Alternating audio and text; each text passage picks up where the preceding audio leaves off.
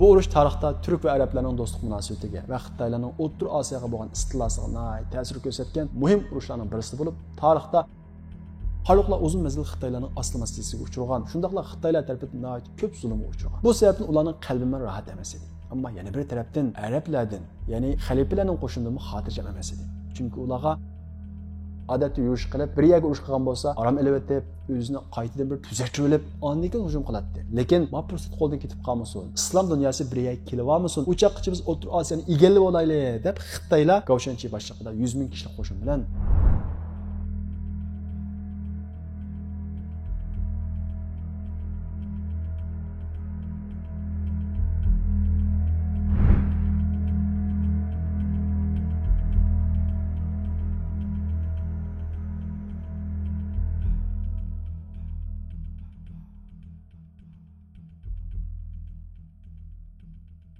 Biz ilgirki dersimizde sözlep kelganimizdek Emeviylarning oxirgi xalifasi, ya'ni 14-xalifasi bo'lgan Marwan ibn Muhammad Abbosiylar bilan zab urushib mag'lub bo'ladi va poytaxt Dimashqqa qochadi. Abbosiylar uning keyinidan qo'g'lab kelib Dimashqni egallaydi. Ondan keyin bu Marwan ibn Muhammad degan xalifa Misrga qochadi. Abbosiylar qo'shini uning keyinidan yana qo'g'lab kelib Misrga berib, oxiri Misrda o'ldirib o'tadi. Shunday qilib Abbosiylar qo'shini Emeviylarning poytaxti bo'lgan Dimashqni va Emeviylarning oxirgi xalifasi bo'lgan Marwan ibn Muhammadni o'ldirgandan keyin Emeviylar davlati ve Abbasiler baş götürüyordu. Abbasiler qo'shini va yoki Abbasiler hareketining beshida kim bor edi? Buning beshida birinchi bo'lib Abu Abbas Saffah bor edi. Ikkinchi bo'lib Paris millatidan Abu Muslim Xurasoniy bor edi. Uchinchidan diniy jihatdan nihoyat kuchli nufuzga ega. Shundaqla Abbasiler hareketining g'alaba qilishidagi eng muhim rol o'ynaydigan Hazrat Husayn radhiyallohu anhuning avlodlari bor edi. Yani biz ilgirki dersimizde sözlep ötken Zeyd ibn Ali'nin, yani Zeynul Abidin'in inqilab mağlup bolgandan keyin Şialar, yani o vaqtdagi Şialar hozirga o'xshamaydi, yani aqida jihati farq yo'q. Hazrati Ali, Hazrati Husayn radhiyallohu anhuning yordamchilari, yani Şialari Abbas hareketining atrofiga to'plashgan. Chunki Abbas hareketi Emevilarni yiqitimiz degan bu fikrni o'tirg'a olib chiqqan. Xulosa qilib aytgan vaqtimizda Abbasilar hareketi Emevilarni ana shunday mag'lub qilgandan keyin haqiqiy islom dunyosining hukmronlik o'rniga o'tdi. Biz ilgirki dersimizde, yani 7-xalifa Sulaymonning davrida Abbasilar hareketining tunji urqi tikilganligini bayon qilib o'tgan edik. Endi biz Abbasilarning rasmiy davriga kiramiz. Abbasilarning davriga kirishdan ilgari Abbasilarning kim ekanligi haqida ixcham qisqa shaklda so'zlab o'tamiz. Ilgirki darsimizda so'zlab o'tganimizdek xalifa Sulaymonning davrida, ya'ni Emeviylarning 7-xalifasi Umar ibn Abdulazizning ilgirki xalifa Sulaymon ibn Abdulmalikning davrida Hazrati Ali radhiyallohu anhuning avlodi, ya'ni Narvisning balasi Abu Hisham xalifa Sulaymon ibn Abdulmalikni yo'qlig'iga kiradi. Xalifa Sulaymon ibn Abdulmalik Hazrati Husaynning bu Narvisni nihoyat qizg'in qarshi oladi, kutib oladi. Ikkisi nihoyat qizg'in yaxshi paranglashadi.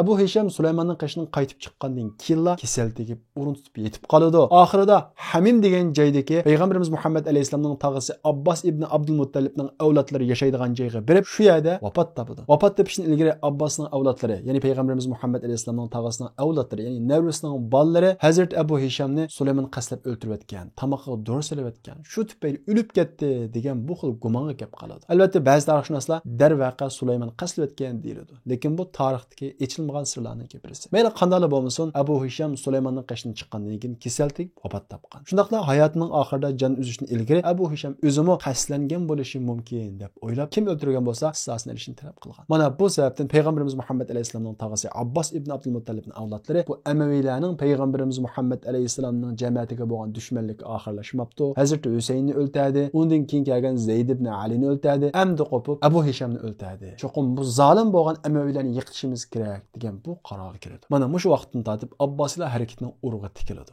ve etrafiga Emeviylarga qarshi haqiqiy adolatli davlat barpo qilsa bakishlarning hammasini to'playdi. U 7-xalifa Sulaymonning davridan tortib davomlashib keladi, lekin oraliqda bostiriladi, yana to'plashsa yana bostiriladi. Emeviylar kuchli vaqtida, ixtiloflashmagan vaqtida ular bosh ko'tarolmaydi. Lekin Emeviylarning 13 va 14-xalifalari kelgan vaqtida xalifalar rahat-rahatga berilib ketgan. Buning qarta Emeviylarning amirlari qarshi chiqib, ichki jihatda huquq talish kurashib ketib qolgan va shundaqla oxir xalifa bo'lgan Marwan ibn Muhammad inqilob qilib, ondan keyin taxtni qo'lga olgan. Shunda holatda ichki ixtilofga kirib ketgan. Bu ichki ixtilof ana shu bosh ko'tarolmay qolgan Abbosiylarga nihoyat yaxshi fursat bo'lgan. Emeviylar ichki urushga ketib ketgan vaqtda Abbosiylar Xorasonni egallab bo'lgan, ondan keyin Marv shahrini egallagan, ondan keyin Bag'dodga kelgan. Ular xatarni his qilgandan keyin kechikkan. Abbosiylarning iddaosida biz islomiy adolatni namoyon qilamiz, zulmga qarshi turamiz, Rasulullohning navrilarining qisosini olamiz degan bu chiroyli so'zlar, chiroyli iboralar bo'lgan bo'lg'achqa, zulmga qarshi adolatga talpingan kishining hammasi bu harakatni qo'llagan. Aqallisi İmam Abu Hanifa'mı Abbasilerin hareketini beşide qo'llagan. Lekin Abbasilar Zab urushida Amavilarni mag'lub qilib, xalifasini o'ltirib, poytaxtni egallab, rasmiy davlatning beshiga chiqqandan keyin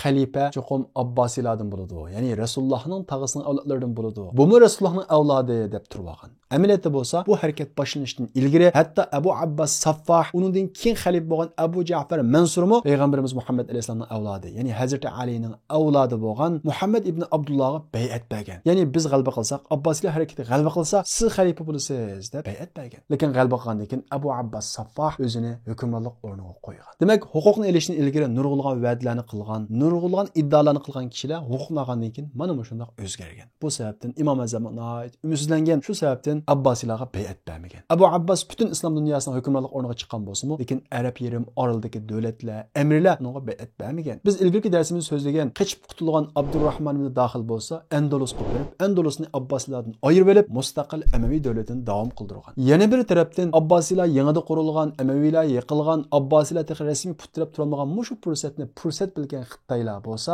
Samarqand va Toshkentga ko'z tikkan. Ya'ni bu vaqtda Xitoylarning tang sulolasi Koreya nasllik Noit Qobil qo'mondan Gao Shenjining qo'mondonligida Tibet imperatorligi qo'shin tortib, ularni vayron qilib o'tgan. Keyinda Aram muomasdan O'rta Osiyoga hujum qilish uchun yurish qilgan. Odatda yurish qilib, bir yerga urush qilgan bo'lsa, Aram elbetib, o'zini qaytadan bir tuzatib olib, ondan keyin hujum qiladi. Lekin ma fursat qo'ldan ketib qolmasin. Islom dunyosi bir yerga kelib olmasin. Uchoqchi biz O'rta Osiyoni egallab olaylik deb Xitoylar Gao Shenji boshlig'ida 100 ming kishilik qo'shin bilan Buxoroga qarab, ya'ni Samarqand va Buxoroni egallash uchun O'rta Osiyoga qarab mangan. Bu vaqtda Buxoro bilan Samarqandning amiri boshqa bir yerga kelmaydi. Hatto ba'zi vaqtda dushmanlashib qoladi. Dushmanlashgan vaqtda ma Samarqand taraf Xitoylardan yordam so'raydi. Ammo Buxoro taraf bo'lsa islom dunyosidan yordam so'raydi. Gao Shenji o'zining qo'shinini Farg'onaga tushirib, Toshkentga qanday hujum qilish haqida plan tuzdi. Bu vaqtda Toshkentning ularga qarshi turadigan aslo kuch yo'q edi.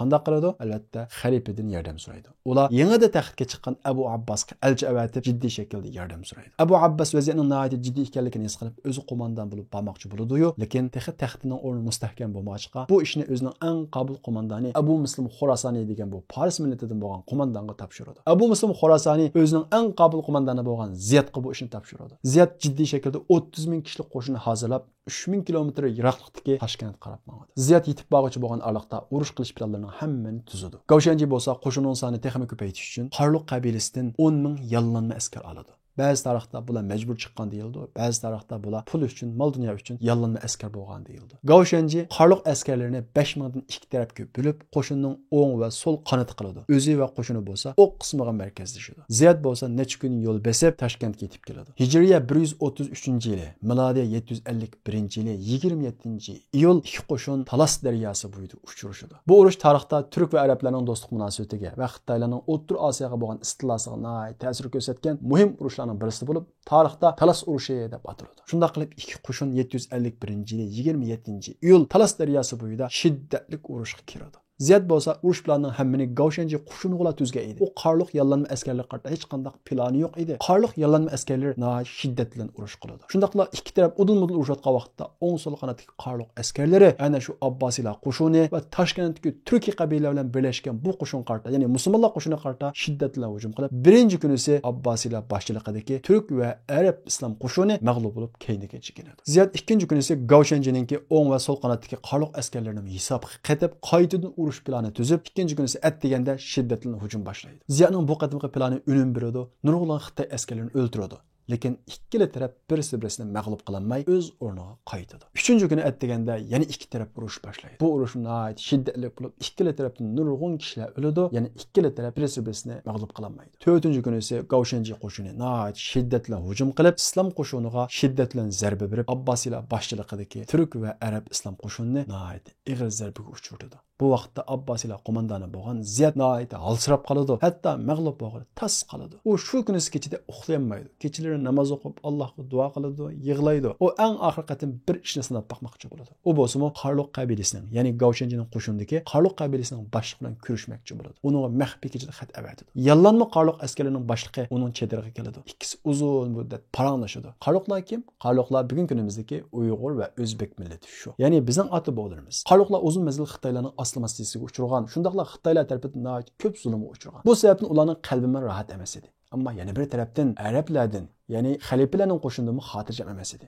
Chunki ularga Amaviylar yaxshi ta'sir bermagan. Ziyad uning bilan paranglashgandan keyin Amaviylarning allabirni yiqilganligi, o'zining Abbosiylar xalifasining qo'shini ekanligi, ularga aslo zulm qilmaydiganligi, o'zining davlatini o'zi boshqaradiganligi, faqat islomni qabul qilsa, musulmon bo'lish yashasa, erkin, hur yashaydiganligini tushuntirib, uni xotirjam qiladi. Ziyadning so'zini anglagan Qarliq qo'shinining qo'mondoni Ziyadga qoyil bo'lib, ikkisi ittifoq tuzadi ve birleşiyordu. 5. günü ise ettigen Gavşenci başlıkındaki Xitay qo'shini ve Ziyad başlıkındaki Türk ve Arab İslam qo'shini urush için hazır bo'ladi. Qarliq yalanma askerleri bo'lsa, burunqi o'xshash o'ng va so'l qanot tuturdi. Ikki qo'shin shiddatlan urushadi. Gavşenci ikki taraf urush kirgan vaqtda ikki tarafdagi o'ng va so'l qanotni hujum qilishga buyurgan edi. Shunday qilib ikki qo'shin shiddatlan uchrashadi. Gavşenci buyruq qiladi. O'ng va so'l qanotdagi Qarliq yalanma askerleri qarshi tarafga, ya'ni Ziyadning qo'shiniga emas, Xitoylarga hujum qilib, o'ng va so'l qanotdan Qarliqlar oldi tarafdan Türk ve Arab qo'shini 3 tarafdan hujum qilib, Gavşenci boshlig'idagi 100 ming Xitoy qo'shinini tarmar qiladi. Bu urushda Gavşencining 60 ming Xitoy qo'shini o'ldirildi. 20 ming qo'shini asirga tushdi. Qolganning hammasi to'kur,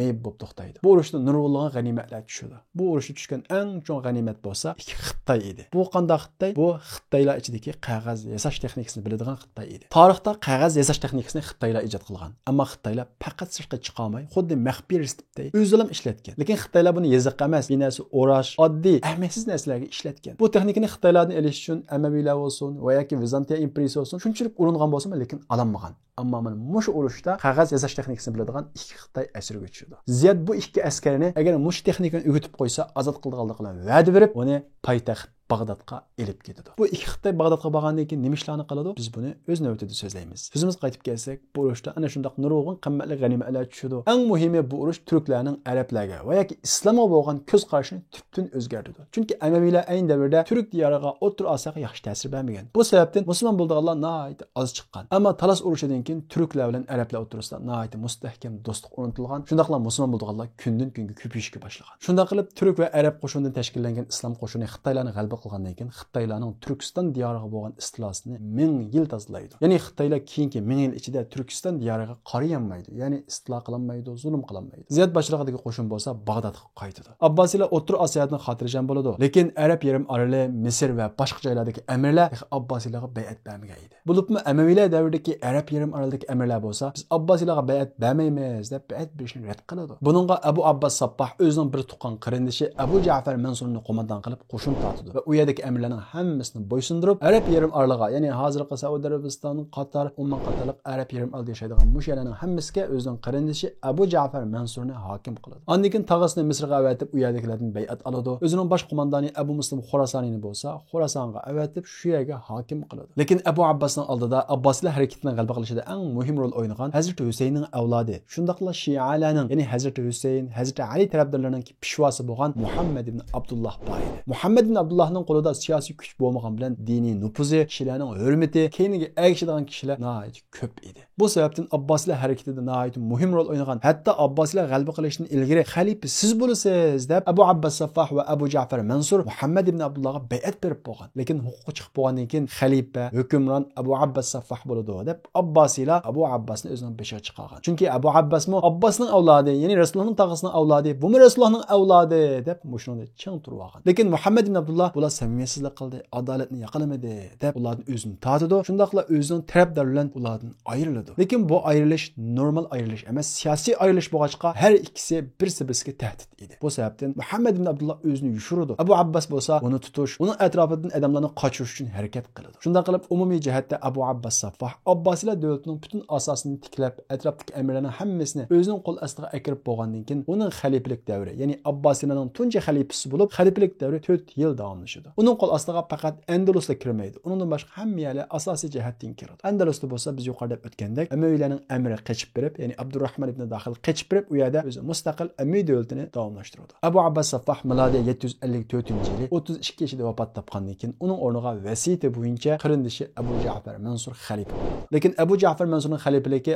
Abu Abbasga o'xshash oson qabul qilinmaydi. Chunki uning bilan hamtang atrofda bir qancha amirlar bor edi. U bo'lsa-mu Abu Abbas Saffahning Abbosiylar harakatining baş qo'mondoni Abu Muslim Xorasoniy edi. Shundaqla Misrning hokimi Abdullah ibn Ali Abu Abbasdan keyin men xalifa bo'laman deb buni o'ylab o'ltirgan edi. Bu sababdan Abu Ja'far Mansur xalifa bo'lgandan keyin unga biat bergil unmaydi. Shundaqla Hazrat Husaynning avlodi, ya'ni 4-avlodi bo'lgan Muhammad ibn Abdullah bo'lsa qichiqliq uni topolmagan edi. Uning nufuzi nihoyat kuchli edi. Agar shundalam oshkor bo'lsa atrofiga nurg'un kishilarni to'play oladi. Shundaqla Xorasondagi bosh qo'mondan Abu Muslim Xorasoniy atrofiga kishilarni to'plab shu yerda bir Paris davlati qurmoqchi ekan degan xabarlar Abu Ja'far Mansurga kelishga boshlaydi. Demak, Abu Ja'far Mansurning oldida hal qilishga tegishli bir qancha masalalar bor edi. Uning birinchisi bo'lsa Misrning hokimi tog'asi Abdullah ibn Umarni yo'qotish, Xorasonning hokimi Abu Muslim Xorasoniyning tahdidini yo'qotish, Hazrat Husaynning 4-avlodi Muhammad ibn Abdullahning tahdidini yo'qotish. Mush tahdidlarning hammani yo'qotgan vaqtida ondan keyin tinjib o'zining hukmronligining asosi puxtlanadi. Ammo Abu Ja'far Mansur bo'lsa nihoyat zirak aqlli odam edi. U old bilan Abu Muslim Xorasoniyga oshkor qoshliq ko'rsatmagan bo'lg'achqa Abu Muslim Xorasaniyni o'ziga isyon qilgan, o'ziga bay'at bermagan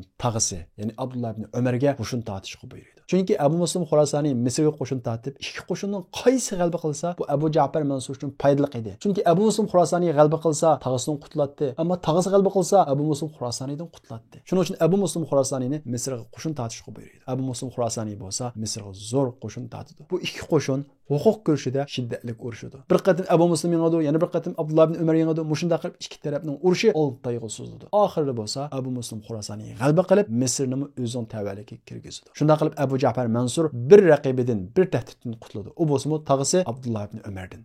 Lekin yana bir raqib bo'lgan Abu Muslim Xorasoniy texmi yo'g'inib ketgan edi. Nufuzi kuchib ketgan edi. Shundaqla hukmronlik ostiga Xorason va Misr Sham rayonlariga kirib ketgan edi. Endi uni yo'qotmasa bo'lmaydi. Bu sababdan Abu Ja'far Mansur Abu Muslim Xorasoniyni yiltizini uzib tashlash uchun sen Xorasonga qaytmay, Misrda qilib Misrning hokimi bo'l degan bu buyruqni tushirdi. Lekin Abu Muslim Xorasoniy buni nihoyat g'azablanib unmaydi. Abu Muslim Xorasoniyning unumasligida uning rasla bir davlat qurish istiki bormi degan bir savolni bizga qo'ydi. Abu Muslim Xorasoniy Misrda qilishga unamagandan keyin Abu Ja'farning ko'ngliga texmi shak tushdi. Ha, buni ayrim bir davlat qurish istiki bor ekan. Bu yiltizdan ajrag'il unumidi deb o'ylaydi va nihoyat so'zman, qobil kishilardan bir o'mak tashkillab uni qoyil qilishga avatidi. Abu Ja'far Mansur o'makli kishilarga uningga nihoyat chiroyli gap qilinglar, tushundiringlar. Agar qoyil bo'lmasa, eng oxirida mening maxetini beringlar deb bir parcha xatni billa avatidi. Shunda qilib o'mak Misrga boradi va Abu Muslim Xorasoniy bilan ko'rishib, uni Xorasonga qaytirish uchun nurg'un paranglarni, nurg'un suhbatlarni qiladi. Lekin Abu Muslim Xorasoniy qat'iy unmay, men Xorasonga qaytaman deb turib oladi. Oxirida o'mak xalifa Abu Ja'far Mansurning xatini beradi. Abu Muslim Xorasoniy xalifaning xatini o'qiydi. Qarg'udek bo'lsa, "Ey Abu Muslim Xorasoniy, seni bir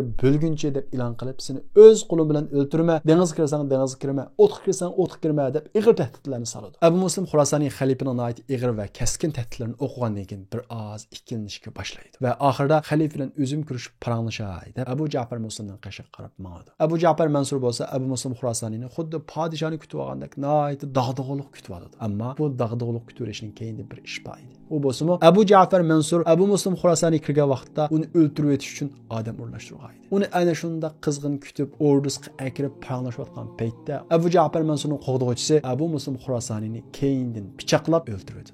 Shunda qilib Abbasiylar nihoyat yaramliq bir qo'mondondan ayrilib qoladi. Lekin Abu Ja'far Mansurga nisbatan bir tahdiddan qutulgan bo'ladi. Abu Muslim Xorasoniy rasla Xorasonda ayrim bir davlat qurishga uringanmi? Bu tarixdagi ichilmagan sirlarning birisi. Endi Abu Ja'far Mansurning oldida faqat bir tahdid qolgan edi. U bo'lsa Hazrat Husaynning 4-avlodi Muhammad ibn Abdullah edi. Muhammad ibn Abdullah mana mushu paytda Madinada oshkor bo'ladi. U Madinada oshkor bo'lgandan keyin taraf-tarafdan uning qo'llovchilari, Rasulullohni yaxshi ko'rgan kishilar uning atrofiga to'plashishga boshlaydi. Shundaqla butun Madina ahli uning atrofiga to'plashadi. U nihoyat tezla bir siyosiy kuchga ega bo'lib qoladi. Shu davrdagi eng chong olimlardan Imom Azam Abu Hanifa ana shu Muhammad ibn Abdullahni qo'llaydi va Abbasiylar ilgirki iddaosi bo'yicha bir xaliflik tiklamadi. Bular Amaviylarga o'xshash zulmga tushdi deb Rasulullohning nevrasi Muhammad ibn Abdullahni qo'llaydi va kishilarga Muhammad ibn Abdullahga bay'at berishga fatvo beradi. Hatto Madinadagi buyuk olim Imom Malik Muhammad ibn Abdullahni qo'llaydi. Ammo Abu Ja'far Mansur bo'lsa nihoyat zo'r qo'shinni Madinaga yo'l soladi. Qo'shin Madinaga yetib kelib Madinani muhosiraga oladi. Xuddi Hajjaj Makkani manchiroq bilan atqanga o'xshash bu vaqtdagi Abu Ja'farning qo'shinimi Madinani manchiroq bilan etib to'ldirib o'tadi. Xuddi Abdullah ibn Zubayrning Zayd ibn Abdullahning atrofidagi kishilar turmay qechib ketganga o'xshash Muhammad ibn Abdullahning atrofidagi kishilarmi mustahkam turmaydi, qechib ketadi. Natijada Hijriya 145-yili, milodiya 762-yili Hazrat Husaynning 4-avlodi, 4-nevrasi bo'lgan Muhammad ibn Abdullah shahid qilib o'ldirildi. Ondan keyin Abu Ja'far Mansur mana shu Muhammad ibn Abdullahga yordam bergan butun kishilarning jazolashga, turmaga tashlashga, o'ltirishga boshlaydi. Mushu qatorda buyuk Imom Azam Abu Hanifa mo turmaga zindonga tashlanadi va nihoyat qiyin qistoqlarga uchraydi. Shundaqla bu turmadan chiqib 6 kundan keyin vafot topdi. Demak, bugun kunimizdagi Hanifi mazhabining pishvosi bo'lgan Imom Azam faqat kitobning oldida o'ltiradigan olim bo'lmasdan, ana shundaq nohaqchilik qarshi haqiqat tarafda turadigan, vaqt kelsa uning uchun badal to'laydigan bir kishi edi. Shuni bilishimiz kerakki, bu vaqtdagi Abbosiylar xalifaligi va Abbosiylar xalifasi bo'lgan Abu Ja'far Mansur musulmon edi. Shundaqla shu davlatida qozilar hukmronlik qiladi. Ya'ni islom davlati, islom podshohligi edi. Lekin zulm bor edi. Zulmdan xoli emas edi. Mana shu zulm bo'lganligi uchunlar Imom Azam Abu Hanifa ularga qarshi turgan. Ammo bugun kunimizda qora kofir islom emas, shundaqla zulm bo'lgan, mushundaq hokimiyatlarni qo'llayotgan, shundaqla qo'llab turib o'zini ahlimi deyotgan kishilar o'ziga bir qarab baqish kerak. Chunki Imom Azam islom davlati, islom xalifaligi, islom podshohligi bo'lsa-mu, zulm bo'lganligi uchun uning qarshi turib, shu tufayli shahid bo'lgan. Muhammad ibn Abdullahning shahid qilinishi bilan Abu Ja'far Mansur oldidagi bütün tahdidlardan qutulgan bo'ladi. Ya'ni islom dunyosi tinchiydi, isyonlar bosh ko'taranmaydi. Ichki vaziyat tinchigandan keyin Abu Ja'far Mansur rasmiy shaklda davlatni, ya'ni islom dunyosini taraqqiy qildirishga qadam bosadi. U bo'lsa-mu birinchi qilib Bag'dod shahrini qurib chiqdi. Bütün dunyodan me'morchi va hunar san'at egalarini taklif qilib Bag'dod shahrini shu davrdagi, hatto Yevropa va Bizantiya imperiyasining eng go'zal bir shaharga aylantirdi. Ondan keyin Abbosiylarning poytaxtini Bag'dod qilib bekitdi. Ya'ni shu narsa esimizda bo'lishi kerak. Biz so'zlab o'tdik. Abbosiylarning harakatidagi eng muhim shaxslarning yana birisi bo'lsa Farislar edi. Chunki Farislar Amaviylardan ko'p zulm uchirgan. Chunki Amaviylar arab bo'lmaganlarning hech qaysini o'zining hokimiyatiga kirgizmagan. Bu sababdan Faris musulmonlar ko'nglida g'um saqlagan va Abbosiylarning harakatiga qo'shilgan. Abbosiylarning harakatini g'alaba qilishida Faris qo'mondan, Faris qo'shinining nihoyat muhim roli bor edi. Bu sababdan Abbosiylar davlatida bosh vazirlik o'rniga Faris bo'ldi. Farislar ichida Bermak qabilasi Abbosiylarga nihoyat yaqin turgan va ularga hamdam bo'lgan. Bu sababdan Abbosiylar bosh vazirini Bermaki qabilasi va Xolid Bermakini bosh vazir qilgan. Bermaki qabilasi Farislar ichidagi nihoyat uqumishli, bilimli kishilar edi. Bu sebepten Bermekilerni özleriga atabak qilgan, ya'ni emirlarni tarbiyalaydigan o'rda o'qituvchilar qilgan. Balkim Bermekilerning ta'sir sababidan bo'lishi mumkin. Abu Ja'far Mansur ichki vaziyatni tinchitib bo'lgandan keyin, poytaxtni Bag'dod qilib bo'lgandan keyin ikkinchi qatim qilgan ishi bo'lsa, butun ilmiy xizmatga yuzlanish bo'lgan. Ya'ni Abu Ja'far Mansur milodidan 200-300 yil ilgari butun Yunoncha kitoblarning hammasini to'plash xizmatini boshlatgan. Butun shaharlarga, hatto Bizantiya imperiyasiga xat avatib, ular tashlab etgan, ko'zga ilmagan, ularning kitobxonasidagi butun kitoblarning hammasini setib olib, ba'zini Oriyaga elib hammasini Bag'dodga to'plagan. Ondan keyin butun davlatlardan, butun rayonlardan tarjimani taklif qilgan va butun materiallarni arabchaga tarjima qilish xizmatini boshlatgan. Ya'ni islom dunyosining oltin davri bo'lgan Harun al-Rashidning davriga mana shu Abu Ja'far Mansur tunji bo'lib asosini solgan. Shundaqla Bag'dodga Baytul Hikma degan aqllar saroyini solgan. Bu aqllar saroyi qanday? Butun dunyodagi olimlarni to'plagan, butun dunyodagi tarjimonlarni to'plagan. Ya'ni bugun kunimizdagi aql ombiriga o'xshash butun fikr sohiblari, aql sohiblari, ilm sohiblarining hammasini mana shu Baytul Hikmaga to'plagan. Shundaqla meditsina, astronomiya, injenerlik, falsafa va diniy sohada bo'lib, butun sohadagi tadqiqotlarni va tarjima xizmatini mana shu Baytul Hikmada elib borgan. Abu Ja'far Mansur bu ilmiy gullanishga shu darajada mablag' solganki, kim qanday bir narsa tarjima qilgan bo'lsa, tarjima qilgan qog'ozning ig'liqida oltin bergan. Shundaqla Abu Ja'far Mansurning bu xizmatini tez taraqqiy qildirishiga sabab bo'lgan eng muhim omil bo'lsa, boya so'zlab o'tgan Talas urushida asirga tushgan ikki dona Xitoy Bag'dodga kelib, musulmonlarga qog'oz yasash texnikasini o'rgatib qo'ygan. Mana Bermakilar tunji bo'lib Bag'dodda qog'oz yasash zavodini qurgan va bu sababdan qog'ozlar ko'p bo'lg'achqa yoziqchilik nihoyat taraqqiy qilgan. Ilmiy iznish olib boradiganlar, o'qiydiganlar Bag'dodga eqishga boshlagan. Xuddi o'qiydiganlar bugun kunimizda Yevropa davlatlari, Amerika oqqanga o'xshash ayni davrda Bag'dodni markaz qilib eqishga boshlagan. Abu Ja'far Mansur o'zini oid o'qimishliq va bilimli, aqliy qobiliyati yuqori, astish qobiliyati bek yuqori odam ekan. U shoirlarga bir qatam mundaq bir mukofot e'lon qilib, munda bir o'yin o'ynaydi. Ya'ni qandaq bir shoir men anglab boqmagan, men o'qiy olmaydigan bir she'rni o'qib kelsa, to'qib kelsa, men u yozgan narsaning ig'liqida, ya'ni qog'ozi qanchalik kelsa, oltin beraman deb mukofot e'lon qiladi. Shoirlar taraf she'r yozib xalifaning oldiga kelib o'qishga boshlaydi. Lekin xalifa ular o'qigan she'rni bir qatam anglablam, men bilaman bu she'rni deb oldida o'qib beradi ekan. Shundaqla bu she'rni men emas, men choychimi biladi deb choychisini o'qib olsaldi ekan, choychisini o'qiy oladi ekan. Ondan keyin men qasamdagi vazirlarni o'qiy oladi, qani o'qib beqinglar deb vazirni o'qib olsaldi ekan. Shoirlar hayron qoldi ekan. Biz bu she'rni yanada o'qisak, xalifa qanday qilib buni biladi? Choychisini bildi ekan taxay deb buning sirni ishonmaydi. Buning ichida aslida bunda bir sir bor ekan. Abu Ja'far Mansur nihoyat zirak odam bo'lib, bir qatim she'rni bir qatim anglasalam uni esda tuta oladi ekan. Uning choychisi shoir bo'lib, ikki qatim anglasa yodlay oladi ekan. Uning vazirlari shoir, ana shunda o'qimish kishilar bo'lgancha farislardan tashkillangan. Ular bir she'rni 3 qatim anglasa to'liq yodlab oladi ekan. Bu sababdan uning oldiga shoirlar kelib she'rni o'qisa, bir qatimda o'zi yodlaydi ekan, ikki qatimda choychilari, uchinchi qatimda o'rdak vazirlar anglab, u she'r bir konishirga aylanib ketadi ekan. Bu hilni sizib qolgan, Iroqning Mosulda yashaydigan Abdulmalik al-Asma'i deydigan shoir bir qatim anglab yodlayolmaydigan, nihoyat qiyin so'zlarni ishlatib Savt safiril bulbuli hayyaja qalbi thamali deb mushu qiyin so'zlarni ishlatib uzun bir she'r yozib akiladi. Xalifa Abu Ja'far Mansur bu she'rni anglagandan keyin bir ikki misra o'qiblam oxiriga tushirolmaydi. Oxiri "Mashir yangi she'r ekan, men senga mukofot beray. Yozgan qog'ozingni chiqar. Jinglab buni oltin beringlar" deydi. Lekin Abdulmalik al-Asma'i nihoyat zirak odam bo'lib, "Ey xalifa, men buni qog'ozga yozmadim. Men buni cho'ng bir toshga yozib keldim. Tosh qasrning oldida xizmatkorlaringizga buyursangiz toshni akirsa" deydi. Abu Ja'far Mansur hayron qilib toshni akiringlar deydi. 4 dona xizmatchi test ko'tarib toshni akiradi. Darvaqa bu she'r toshga yozilgan. Abdulmalik al-Asma'i siz yozgan narsalarning ig'liqida oltin biraman debdikansiz. Shundan buni qog'ozga yozmadim. Toshga yozdim deydi. Abu Ja'far Mansur so'zdan qaytalmay buniga bir qarab boqinglar deydi. Vazirlar agar buning ig'liqida oltin bersak, davlat xazinasi quruq bo'lib qoladi deydi. Abu Ja'far Mansur o'zining yengilganligini e'tirof qilib, "Nima talabing var, men shuni qilib beray" deydi. Abdulmalik al-Asma'i unda siz shoirlarning maoshini asli keltirasiz, biz yana burunga o'xshash she'rimizni yozamiz deydi. Abu Ja'far Mansur bo'ladi deydi. Ya'ni bu voqelik Abu Ja'far Mansurning tarixidagi bir voqelik bo'lib, bu voqelik yozilgan Savt safiril bulbuli degan bu she'r arab she'riyatida so'zning qiyinligi bilan, ma'nosining cho'nqurligi bilan mashhur bir she'r. Shunda qilib xalifa Abu Ja'far Mansur Hijriya 758-yili, milodiya 775-yili haj qilish uchun yo'lga chiqadi va yo'l ustida vafot topadi. Abu Ja'far Mansur vafot topgandan keyin uning o'rniga o'g'li Mahdi Abbosiylarning 3-chi xalifasi bo'ladi. Mahdi xalifa bo'lgandan keyin Abu Ja'far Mansur shakllantirgan u ilmiy xizmatlarni davom qildira oladi. Bu haqda kitoblar inshaalloh kelarki darsimizda tafsili so'zlanadi. Lar bisib üzülmedi bu karvan, Toğulmakta Hamza kabi hem arslan. Düşman gelse şiddet bilen sel bulup asla bulsun ahzab günü yadımda.